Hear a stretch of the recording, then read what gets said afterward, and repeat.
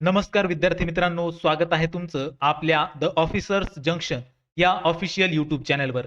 मित्रांनो, पोलीस भरतीमध्ये लेखी परीक्षा ही खूप महत्त्वाची ठरत असते आणि त्यामुळेच आपण आपल्या चॅनलवर सोडवत आहोत मागील वर्षीच्या प्रश्नपत्रिका. मागील वर्षी पोलीस भरतीसाठी विचारण्यात आलेले जे प्रश्न होते, ते आपण आजच्या व्हिडिओच्या माध्यमातून सोडवणार आहोत. त्यामुळे प्रश्न हे अतिशय महत्त्वाचे असणार आहेत आणि त्यामुळे व्हिडिओ शेवटपर्यंत पहा. तसेच चॅनलवर नवीन असाल तर चॅनल सबस्क्राइब करून घ्या आणि व्हिडिओला लाईक करा. सुरू करूया आजच्या आपल्या व्हिडिओला. प्रश्न पहिला आहे, क्ष व ज्ञ यांचा समावेश वर्णमालेच्या तक्त्यामध्ये काय म्हणून केला जातो? पर्याय आहेत मूलध्वनी, महाप्राण, संयुक्त व्यंजन आणि स्वर. क्ष व ज्ञ यांचा समावेश वर्णमालेच्या तक्त्यामध्ये काय म्हणून केला जातो? या ठिकाणी तुम्हाला जर उत्तर येत असेल तर 2 ते 3 सेकंदामध्ये तुम्ही तुमचं उत्तर हे कमेंट बॉक्समध्ये कमेंट करायचं आहे. यामधून तुमचा सराव मोठ्या प्रमाणात होण्यास मदत होणार आहे. चला तर मग तुम्हाला जर उत्तर येत असेल तर प्रत्येक प्रश्नाचं उत्तर हे तुम्ही कमेंट बॉक्समध्ये कमेंट करा आणि त्याचबरोबर मला कमेंट करून सांगा की तुमचे किती प्रश्न हे बरोबर आले होते. क्ष व ज्ञ यांचा समावेश वर्णमालेच्या तक्त्यामध्ये काय म्हणून केला जातो? या प्रश्नाचं योग्य उत्तर असेल मित्रांनो पर्याय क्रमांक 3 संयुक्त व्यंजन. पर्याय क संयुक्त व्यंजन. मित्रांनो, महाराष्ट्र शासनाने 2009 या वर्षीचा जो नियम आहे, या नियमानुसार आधुनिक वर्णमालेत क्ष व ज्ञ या दोन स्वरांना स्थान देण्यात आलेले आहे. दोन वर्णांना स्थान देण्यात आलेले आहे. ही दोन व्यंजने म्हणजे संयुक्त व्यंजने आणि यांना क्ष क्ष व ज्ञ या दोन वर्णांना स्वर्णमालेत स्थान देण्यात आलेले आहे. ते संयुक्त विशेष व्यंजन किंवा विशेष संयुक्त व्यंजन म्हणून असं त्यांचं स्थान हे त्यांना देण्यात आलेलं आहे. संयुक्त व्यंजन म्हणजे काय? संयुक्त व्यंजन म्हणजे अशी दोन व्यंजने की जेव्हा दोन किंवा अधिक व्यंजने एकत्र येतात आणि शेवटी त्याच्यामध्ये एक स्वर मिसळला जातो, तेव्हा संयुक्त व्यंजन तयार होते. अशाच प्रकारे क्ष आणि ज्ञ ही दोन संयुक्त व्यंजने तयार होतात. या ठिकाणी क्ष म्हणजेच क, च, क, च आणि असं मिळून क्ष क्ष हे व्यंजन तयार होते. त्यामुळे याला संयुक्त व्यंजन किंवा विशेष संयुक्त व्यंजन असा समावेश या दोन वर्णांचा करण्यात आलेला आहे.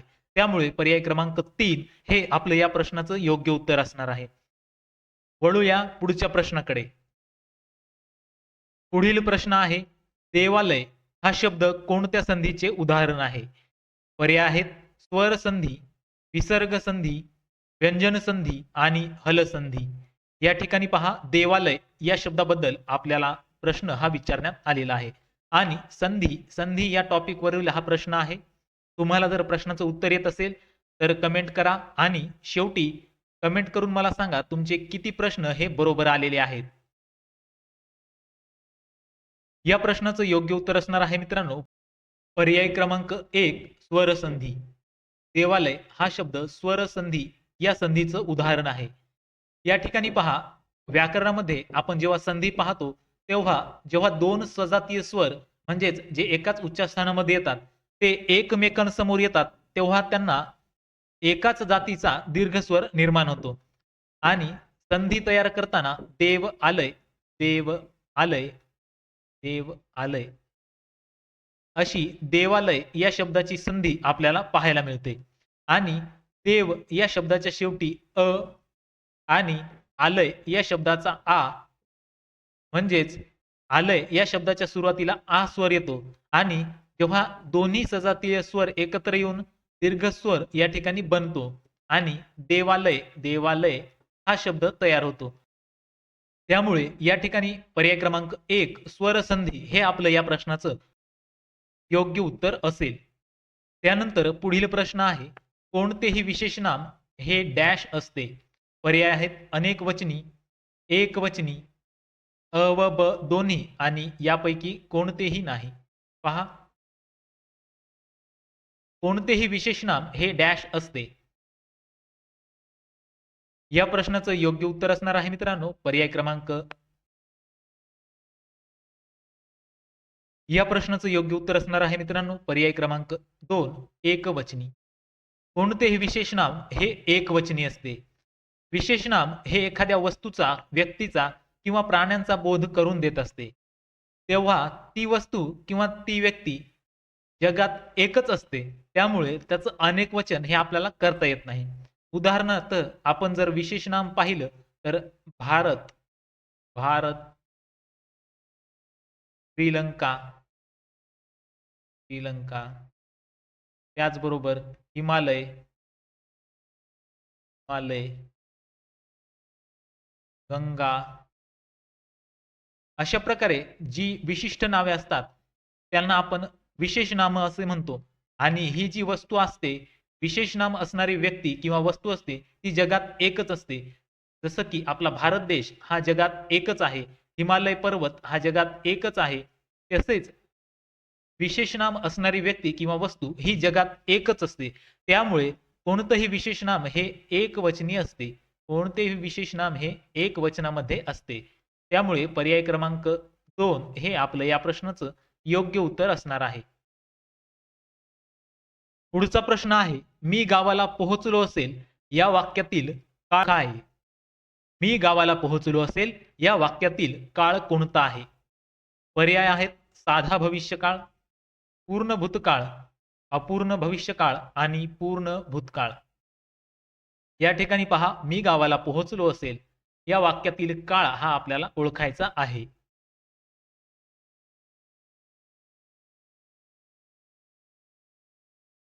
या प्रश्नाचं योग्य उत्तर असेल मित्रांनो पर्याय क्रमांक 3 अपूर्ण भविष्यकाळ.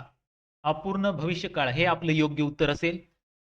वाक्यामध्ये मी गावाला पोहोचलो असेल अशा प्रकारचं वाक्य आपल्याला देण्यात आलेलं आहे. दिलेल्या वाक्यामध्ये पोहोचत असेल किंवा पोहोचलो असेल हा आपला मुख्य क्रियापद आपल्याला पाहायला मिळतो. मुख्य क्रियापद पोहोचलो असेल हा आपला आहे आणि त्याला सहाय्यक क्रियापद म्हणून असेल, सहाय्यक क्रियापद असेल हे आपल्याला देण्यात आलेले आहे. दिलेल्या वाक्यामधील क्रिया ही चालू किंवा अपूर्ण आहे असा आपल्याला या ठिकाणी बोध होतो. त्यामुळे आपण याला अपूर्ण भविष्यकाळ असे म्हणणार आहेत. त्यामुळे पर्याय क्रमांक सी हे आपल्या या प्रश्नाचं योग्य उत्तर असणार आहे. त्यानंतर पुढचा प्रश्न आहे, रामाने रावणास मारले. रामाने रावणास मारले या वाक्यातील प्रयोगाचं नाव सांगायचं आहे.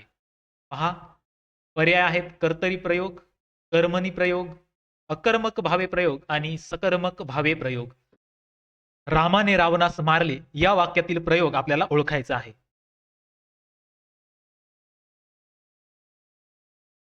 या प्रश्नाचं योग्य उत्तर असणार आहे मित्रांनो पर्याय क्रमांक 4 सकर्मक भावे प्रयोग. रामाने रावणास मारले या वाक्यामध्ये सकर्मक भावे प्रयोग हा प्रयोग आपल्याला पाहायला मिळतो. सकर्मक भावे प्रयोगामध्ये आपल्याला वाक्यामध्ये कर्म असते. या वाक्यामध्ये देखील आपल्याला रावणास हे कर्म या वाक्यामध्ये पाहायला मिळते. वाक्यामधील कर्ता, कर्ता, रामाने, कर्म, रावणास हे आपल्याला या ठिकाणी पाहायला मिळते. आणि क्रियापद मारले, क्रियापद मारले हे आपल्याला कर्ता किंवा कर्माच्या लिंगवचनानुसार बदलत नाही. आपले क्रियापद हे तृतीय पुरुषी, नपुंसकलिंगी आणि एकवचनी या ठिकाणी आपल्याला पाहायला मिळते.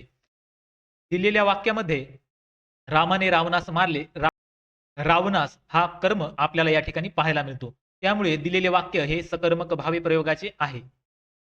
त्यानंतर पुढील प्रश्न, उंबरठे झिजवणे या वाक्प्रचाराचा अर्थ सांगा. पर्याय आहेत हेलपाटे मारणे, अति कष्ट करणे, अति त्रास देणे, हीन गोष्ट करणे. या ठिकाणी पहा मित्रांनो, उंबरठे झिजवणे या वाक्प्रचाराचा आपल्याला अर्थ सांगायचा आहे. या प्रश्नाचं योग्य उत्तर असणार आहे पर्याय क्रमांक 1 हेलपाटे मारणे. उंबरठे झिजवणे या वाक्प्रचाराचा अर्थ होतो एखाद्या कामासाठी एखाद्याच्या घरी किंवा ऑफिसमध्ये वारंवार येण्या जाण्याचा त्रास सहन करणे, म्हणजेच काय करणे, हेलपाटे मारणे. त्यामुळे या ठिकाणी हेलपाटे मारणे हे आपलं या प्रश्नाचं योग्य उत्तर असणार आहे. पर्याय क्रमांक 1 हे आपलं या प्रश्नाचं योग्य उत्तर असेल. त्यानंतर पुढील प्रश्न आहे, यापैकी अशुद्ध शब्द ओळखा. या ठिकाणी पहा आपल्याला काही शब्द देण्यात आलेले आहेत आणि त्यांपैकी आपल्याला अशुद्ध शब्द ओळखायचा आहे. पर्याय आहेत आशीर्वाद, भूत पिशाच, महत्व आणि मतितार्थ. आपल्याला अशुद्ध शब्द हा ओळखायचा आहे. आपल्याला 3 शब्द हे शुद्ध देण्यात आलेले आहेत आणि 1 शब्द अशुद्ध देण्यात आलेला आहे. तो शब्द आपल्याला या ठिकाणी ओळखायचा आहे.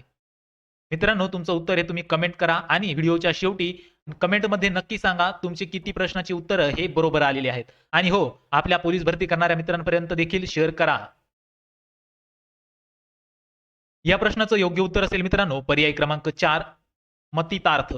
या ठिकाणी पहा, आशीर्वाद हा शब्द शुद्ध शब्द आहे. भूतपिशाच हा देखील शुद्ध शब्द आहे. महत्व हा शुद्ध शब्द आहे. परंतु मतितार्थ हा अशुद्ध शब्द आहे. मतितार्थ याचा शुद्ध शब्द असा आहे मथितार्थ. मथितार्थ. मती मथितार्थ असा शुद्ध शब्द असेल. त्यामुळे पर्याय क्रमांक 4 आपलं या प्रश्नाचं योग्य उत्तर असणार आहे. त्यानंतर पुढचा प्रश्न आपल्याला विचारण्यात आलेला होता, मिलिंद या शब्दाला समानार्थी नसलेला शब्द ओळखा. या ठिकाणी पहा, मिलिंद या शब्दाला समानार्थी नसलेला शब्द आपल्याला ओळखायचा आहे. पर्याय आहेत भ्रमर, पंकज, अली आणि भुंगा. या प्रश्नाचं योग्य उत्तर असणार आहे मित्रांनो पर्याय क्रमांक 2 पंकज. मिलिंद या शब्दाला भ्रमर, अली आणि भुंगा हे हे तीनही शब्द समानार्थी शब्द म्हणून वापरले जातात. परंतु पंकज हा शब्द कमळ कमळ या शब्दाचा समानार्थी शब्द आहे. त्यामुळे आपला उत्तर पर्याय क्रमांक 2 पंकज हे असणार आहे. त्याचबरोबर मिलिंद या शब्दासाठी भ्रमर, अली, त्याचबरोबर मधु मधु भुंगा, त्याचबरोबर षटपद षटपद हा देखील समानार्थी शब्द असलेला आपल्याला पाहायला मिळतो. त्यामुळे पर्याय क्रमांक 2 पंकज या शब्दाचा अर्थ मात्र कमळ असा होतो. त्यामुळे पर्याय क्रमांक 2 आपल्या या प्रश्नाचं योग्य उत्तर आहे.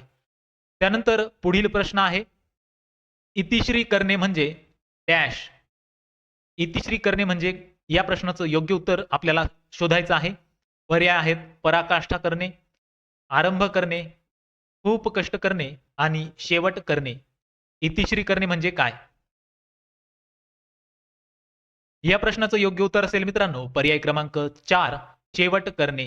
इतिश्री करणे म्हणजे शेवट करणे असा त्याचा अर्थ होतो. त्यामुळे पर्याय क्रमांक 4 हा आपलं या प्रश्नाचं योग्य उत्तर असणार आहे. त्यानंतर पुढचा प्रश्न आहे, हे मेघा तू सर्वांना जीवन देतोस या वाक्यातील अलंकार ओळखा. पर्याय आहेत श्लेष, यमक, रूपक आणि अनुप्रास. हे मेघा तू सर्वांना जीवन देतोस या वाक्यातील अलंकार आपल्याला ओळखायचा आहे. चला मित्रांनो, तुमचं उत्तर लगेच कमेंटमध्ये कमेंट करा. या प्रश्नाचं योग्य उत्तर असणार आहे पर्याय क्रमांक 1 श्लेष अलंकार. हे मेघा तू सर्वांना जीवन देतोस या वाक्यामध्ये श्लेष या अलंकाराचा आपल्याला उपयोग झालेला दिसतो. पहा, जेव्हा एकाच वाक्यात एकच शब्द दोन अर्थांनी वापरला जातो आणि त्यामुळे शब्द रचनेमध्ये चमत्कृती निर्माण होते, त्यावेळेस श्लेष हा अलंकार होतो. जीवन जीवन म्हणजे पाणी, जीवन म्हणजे पाणी असा अर्थ या ठिकाणी दिलेला आहे. हे मेघा तू सर्वांना जीवन देतोस म्हणजेच तू पाणी देतोस आणि जीवन या शब्दाचा अर्थ आयुष्य आयुष्य असा सुद्धा होतो. त्यामुळे दोन अर्थाने किंवा एकापेक्षा जास्त अर्थ यामधून व्यक्त होतात. त्यामुळे श्लेष हा अलंकार आपल्याला या ठिकाणी पाहायला मिळतो. त्यावेळेस एकाच वाक्यामध्ये एक शब्द दोन अर्थांनी वापरला जातो, अशा रचनेला आपण श्लेष अलंकार म्हणत असतो. त्यामुळे या ठिकाणी पर्याय क्रमांक 1 हे आपलं या प्रश्नाचं योग्य उत्तर असणार आहे. मित्रांनो, यापूर्वी देखील आपण आपल्या चॅनलवर पोलीस भरती संदर्भात काही व्हिडिओ हे अपलोड केलेले आहेत. तुम्ही जर ते पाहिले नसतील तर डिस्क्रिप्शन मध्ये दिलेल्या लिंकवर जाऊन किंवा आपल्या चॅनलमध्ये जाऊन तुम्ही ते व्हिडिओ पाहून घ्यायचे आहेत. कारण पोलीस भरतीसाठी तसेच इतर सर्व महत्त्वाच्या स्पर्धा परीक्षांसाठी ते सर्व व्हिडिओ हे अतिशय महत्त्वाचे ठरणार आहेत. त्यामुळे लवकरात लवकर तुम्ही ते व्हिडिओ पाहून घ्या. तुम्हाला येणाऱ्या परीक्षांमध्ये त्याचा नक्कीच फायदा हा भेटणार आहे. त्यानंतर पुढील प्रश्न आहे, खालीलपैकी अनेकवचनी शब्द कोणता आहे? खालीलपैकी अनेकवचनी शब्द कोणता आहे? पर्याय आहेत सासू, कन्या, पोळी आणि यापैकी सर्व. अनेकवचनी शब्द आपल्याला या ठिकाणी ओळखायचा आहे. या प्रश्नाचं योग्य उत्तर असणार आहे मित्रांनो पर्याय क्रमांक 2 कन्या. कन्या हा या ठिकाणी अनेकवचनी शब्द असणार आहे. या ठिकाणी पहा, सासू हा शब्द एकवचनी आहे. सासू हा शब्द एकवचनामध्ये येतो आणि त्याचं अनेक वाचन करताना सासवा सासवा असं अनेक वचन होतं. पोळी ही एक वचनात आहे. पोळी ही एक वचनात आहे आणि पोळ्या, पोळ्या हे त्याचं अनेक वचन आपल्याला करता येईल. परंतु कन्या हा शब्द एकवचनामध्ये एकवचनामध्ये कन्या असा होतो आणि अनेक वचनामध्ये सुद्धा कन्या असाच होतो. त्यामुळे या ठिकाणी पर्याय क्रमांक 2 कन्या हे आपल्या या प्रश्नाचं योग्य उत्तर असणार आहे. पुढचा प्रश्न आहे, गिरीश या शब्दाचा अचूक विग्रह कोणता आहे? गिरीश या शब्दाचा अचूक विग्रह कोणता आहे? पर्याय आहेत गिरी अधिक ईश, गिरी अधिक ईश, गिरी अधिक ईश आणि गिरी अधिक ईश. या ठिकाणी पहा आपल्याला 4 पर्याय दिलेले आहेत. त्यांपैकी आपल्याला योग्य पर्याय हा निवडायचा आहे.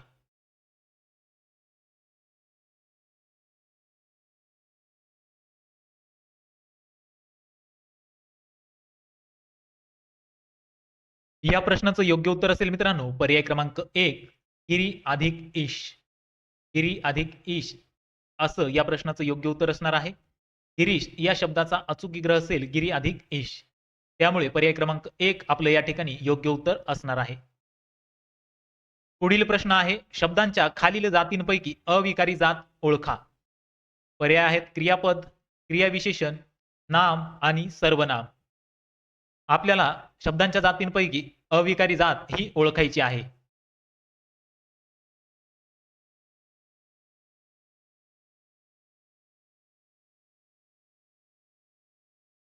या प्रश्नाचं योग्य उत्तर असेल मित्रांनो पर्याय क्रमांक 2 क्रियाविशेषण. क्रियाविशेषण ही शब्दांच्या जातींपैकी अविकारी जात आहे. त्यामुळे पर्याय क्रमांक 2 हे आपलं या प्रश्नाचं योग्य उत्तर असणार आहे. त्याचबरोबर शब्दयोग्य अव्यय, उभयान्वयी अव्यय आणि केवल प्रयोगी अव्यय हे देखील अविकारी जातींमध्येच येतात. परंतु अविकारी जात म्हणजे काय? तर पहा ज्या शब्दांच्या रूपात लिंग, लिंग, वचन किंवा विभक्ती, लिंग, वचन किंवा विभक्ती यांमुळे कोणताही बदल हा घडून येत नाही. अशा वेळेस त्यांना आपण अविकारी जात असे म्हणतो. उदाहरणार्थ आपण पाहायला गेलं तर हळू हा शब्द मुलगा किंवा मुलगी यांपैकी कोणासाठी देखील जरी वापरला आपण, हळू हा शब्द मुलगा हळू चालतो आहे किंवा मुलगी हळू चालते आहे असा जर आपण त्याचा वापर केला तर दोघांसाठी वापरला जातो तरी हळू हा शब्द बदलत नाही. उदाहरण मुलगा, मुलगा हळू चालतो, मुलगा हळू चालतो. त्याचबरोबर मुलगी हळू चालते. या ठिकाणी पहा हळू या शब्दामध्ये कोणताही बदल हा झालेला नाही. आपण या ठिकाणी लिंगमध्ये बदल केला आहे परंतु हळू ह्या शब्दामध्ये बदल झालेला नाही. अशा प्रकारे ज्या शब्दांमध्ये बदल होत नाही त्यांना आपण अविकारी शब्द किंवा अविकारी अव्यय असे म्हणतो. त्यामुळे पर्याय क्रमांक 2 क्रियाविशेषण हे आपलं या ठिकाणी योग्य उत्तर असणार आहे.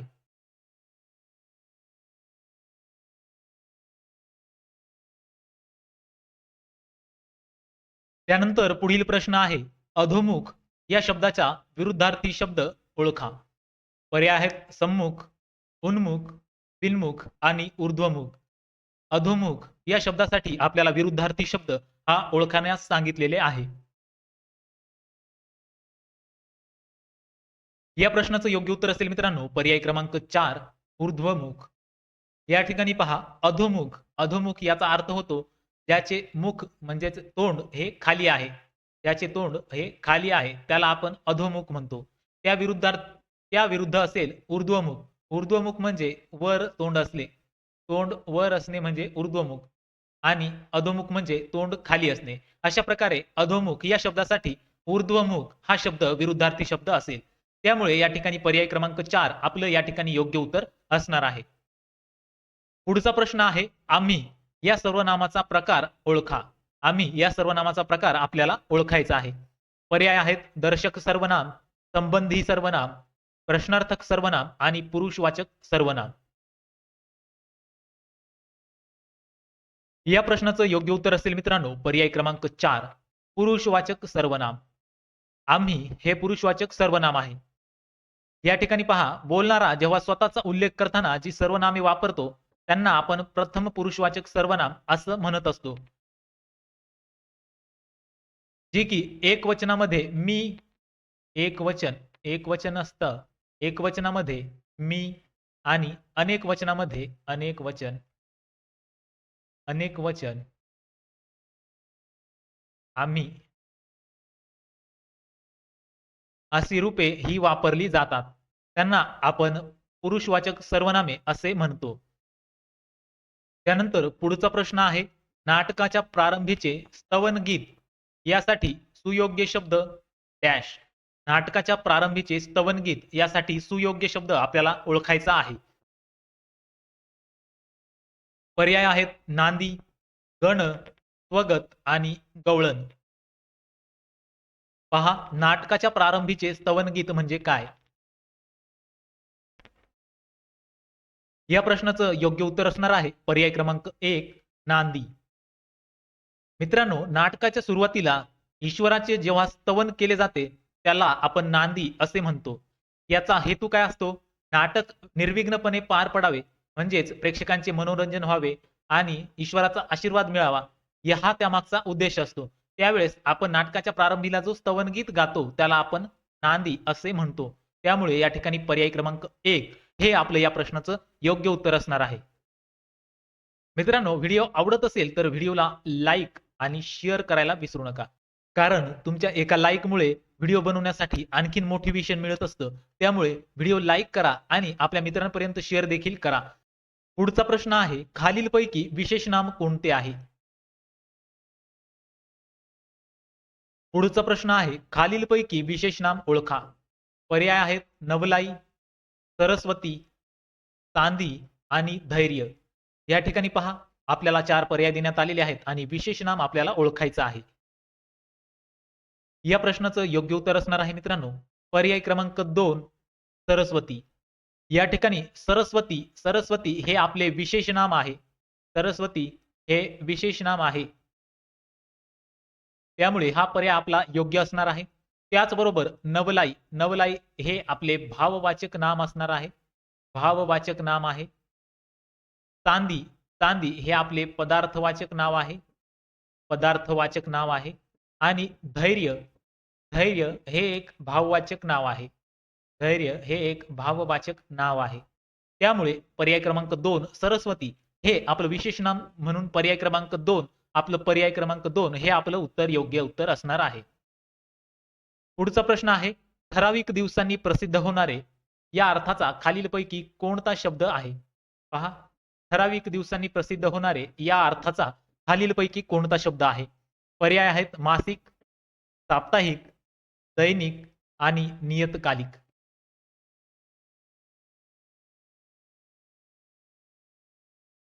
या प्रश्नाचं योग्य उत्तर असणार आहे मित्रांनो पर्याय क्रमांक 4 नियतकालिक. ठराविक दिवसांनी प्रसिद्ध होणारे म्हणजेच नियतकालिक असा शब्द आपण त्यासाठी वापरतो. त्यामुळे पर्याय क्रमांक 4 आपले प्रश्नाचं योग्य उत्तर असेल. त्याचबरोबर मासिक म्हणजेच दर महिन्याला प्रसिद्ध होणारे म्हणजे मासिक. साप्ताहिक जे आठवड्याला प्रसिद्ध होते त्याला आपण साप्ताहिक म्हणतो, आठवड्याला.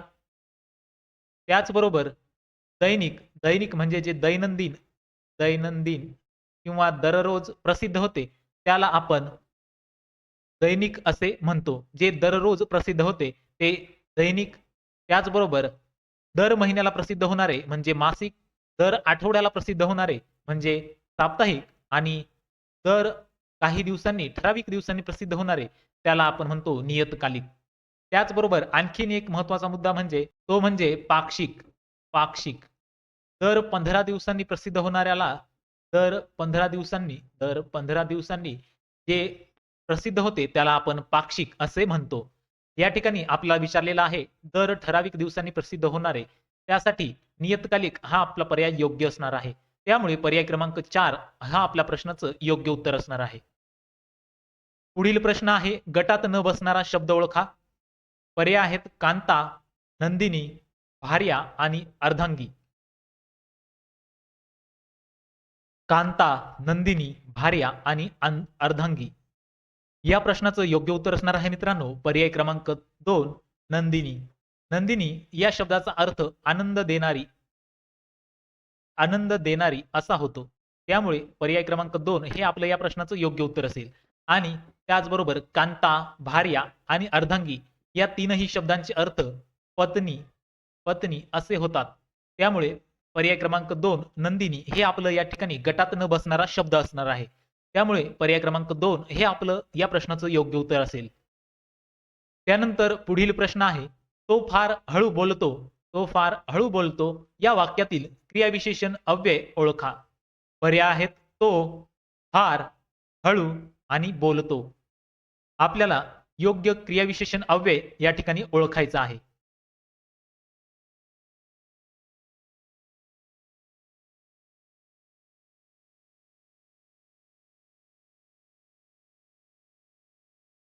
मित्रांनो, या प्रश्नाचं उत्तर तुम्ही कमेंट बॉक्समध्ये कमेंट करायचं आहे.